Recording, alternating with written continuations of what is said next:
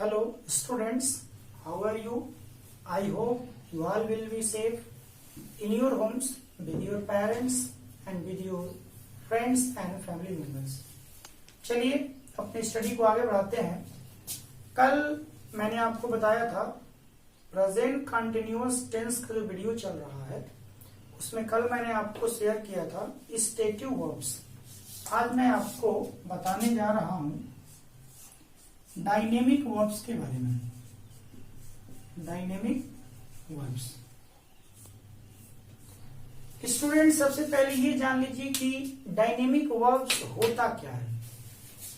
यहाँ पे पहले मैं एग्जाम्पल भी ले सकता हूं और डेफिनेशन को थोड़ा बाद में समझाता, लेकिन पहले मैं यहाँ डेफिनेशन ही लेता हूं। डायनेमिक का जो वर्ड है, अगर इसकी इटिमोलॉजी पर बात किया जाए, डायनेमिक शब्द का जो निर्माण हुआ है, जो उसकी उत्पत्ति हुई है, तो डायनेमिक का मतलब होता है जो चीज गतिशील हो।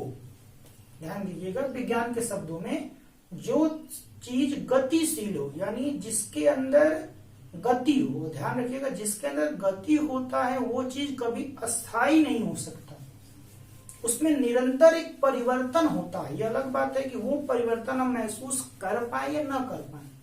जैसे आपका शरीर के अंदर एक निरंतर परिवर्तन हो रहा है, लेकिन उसको हम लोग एक दशक में पहचान कर पाते हैं, अरे आपका चेहरा तो ऐसा लग रहा है। हाँ, तो इस चीज को कहते हैं डायनेमिक। तो डायनेमिक वर्ब्स का मतलब हो गया ऐसी क्रियाएं जिनसे हम किसी ऐसे कार्य का बोध कराते हैं जो कार्य अस्थिर हो, अस्थायी हो, उसको कहते हैं डायनेमिक वर्ब्स। और जितने भी डायनेमिक वर्ब्स होते हैं स्टूडेंट्स, उन सभी को हमें प्रेजेंट कंटिन्यूअस टेंस में ही यूज करना चाहिए।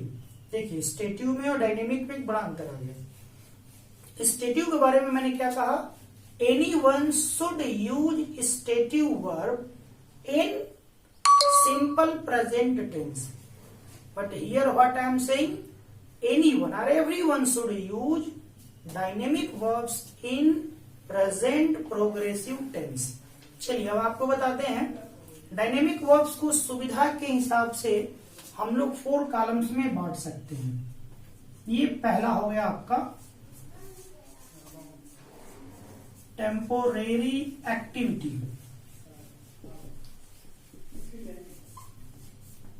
टेम्पोरेरी एक्टिविटी का मतलब आप भी जानते होंगे, अस्थायी अवस्था। यानी अगर कोई भी ऐसा कार्य हो रहा है जो बदल रहा है, परिवर्तन हो रहा है, निरंतर उसमें चेंज है। जैसे मान लीजिए आपके घर पे कोई कुकिंग कर रहा है, तो हम कह सकते हैं माई मदर इज कुकिंग। तो यहाँ पे जो कुकिंग यूज किया गया, इसको हम कह सकते हैं ये डायनेमिक क्रिया है, क्योंकि जो भोजन पक रहा है उस पकने में निरंतर परिवर्तन हो रहा है। इसको हम कह सकते हैं कि डायनेमिक है। और इस अवस्था को टेम्पोररी एक्टिविटी कहेंगे। कार्य क्या हो रहा है, बदल रहा है, कुकिंग कर रहे हैं। आई एम रनिंग, तो जो रन हो रहा है ये भी एक डायनेमिक वर्ब हो गया। यहां पे आप मुझे ये जरूर कह सकते हैं, सर ये तो प्रेजेंट कंटीन्यूअस टेंस का पहला यूज है। बिल्कुल, क्योंकि प्रेजेंट कंटीन्यूअस के यूज में क्रिया तो डायनेमिक होनी ही चाहिए, तो उसको यहां पे हमने कह दिया टेम्पोररी एक्टिविटी।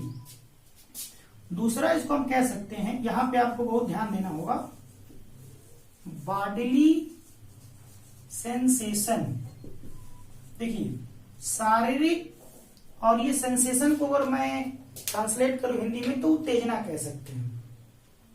अनुभूति, शारीरिक अनुभूति, शारीरिक उत्तेजना। जैसे कुछ क्रियाएं होती हैं जो उनको हमारा शरीर फील करता है, और वो क्रियाएं स्टूडेंट्स निरंतर होती रहती हैं। जैसे यहां एग्जांपल में लूंगा, जैसे मान लीजिए ईच वर्ड है, ईश्वर ना करे, लेकिन आप जानते भी होंगे अगर किसी को ईचिंग हो रहा होता है, इसको आप खुजली कहते हैं, जिसके लिए आजकल प्रचार में जालिम लोशन आ रहा है, तो वो जो क्रिया है ईच, अब जिसको भी हुआ है या हुआ होगा, अब ये कहने का विषय नहीं है, वो देखिएगा तो उसकी पीड़ा निरंतर होती रहती है। ऐसा नहीं है कि ईचिंग रुक गया है, वो निरंतर हो रहा है, डायनेमिक कंडीशन में होता है। इसको हमें प्रयास करना चाहिए कि हम ऐसी क्रियाओं का भी फील करना, रटना नहीं है कि सर ईच ही है और क्रियाएं, ऐसा नहीं। हमें ऐसी क्रियाओं को चेकआउट करना होगा। जैसे मान लीजिए एक हो गया, और इसको कह सकते हैं हीज टीथ आर, उसके दांत में दर्द हो रहा है, झंझनाहट हो रहा है। तो ये क्रियाएं बॉडीली सेंसेशन हैं। आप यहाँ पे फील को भी कह सकते हैं, my mind is feeling something, या आप इसको हार्ट पे ले सकते हैं। देखिए ये याद करने वाली बात है, रटने वाली नहीं है। Heart, I am hurting my self, it is hurting my self, it is hurting me. आप इस क्रिया का प्रयोग, जब हार्ट चोट लग गया तो वो जो चोट है वो डायनेमिक है, उसका प्रभाव या तो घट रहा है या बढ़ रहा है। ये दूसरा हो गया बॉडीली सेंसेशन, उसको भी हमें प्रोग्रेसिव में रखना चाहिए। अब देखिए मोमेंट्री एक्टिविटी, यहां पे मैं बताना चाहूंगा कुछ ऐसे मोमेंट का मतलब क्षण होता है, तो मोमेंट्री को अगर हिंदी में हम बताएं तो क्षणिक हो जाएगा। एक्टिविटी मैंने कहा कुछ ऐसी क्रियाएं होती हैं जो क्षणिक होती हैं।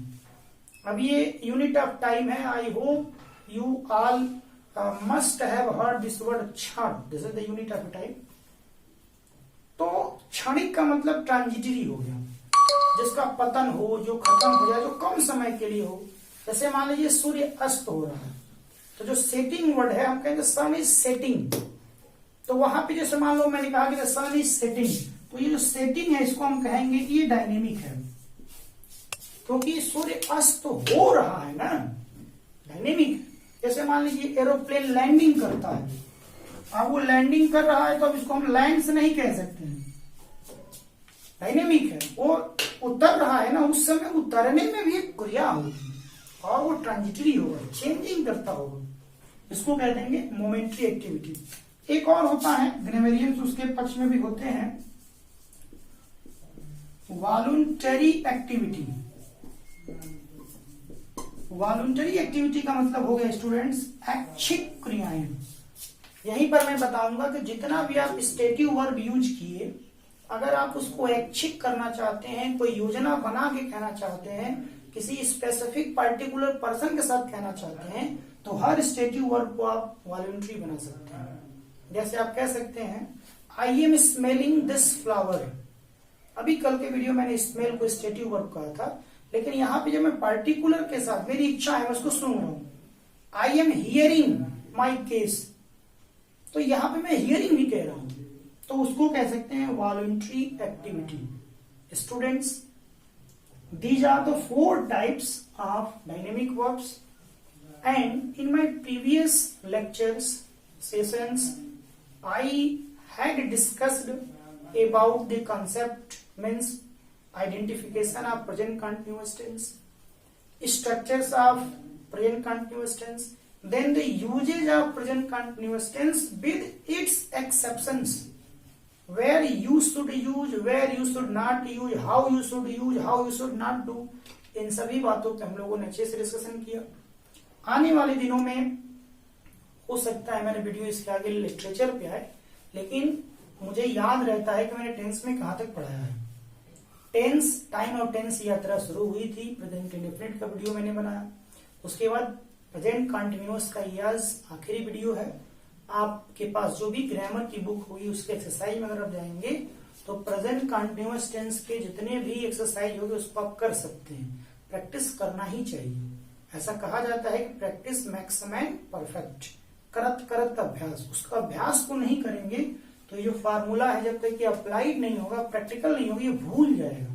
कहा जाता है कि 9 दिन में व्याकरण, जिसके बारे में कहा जाता है वेदों में व्याकरण को कहा जाता है कि वो मुख की शुद्धि का यंत्र है।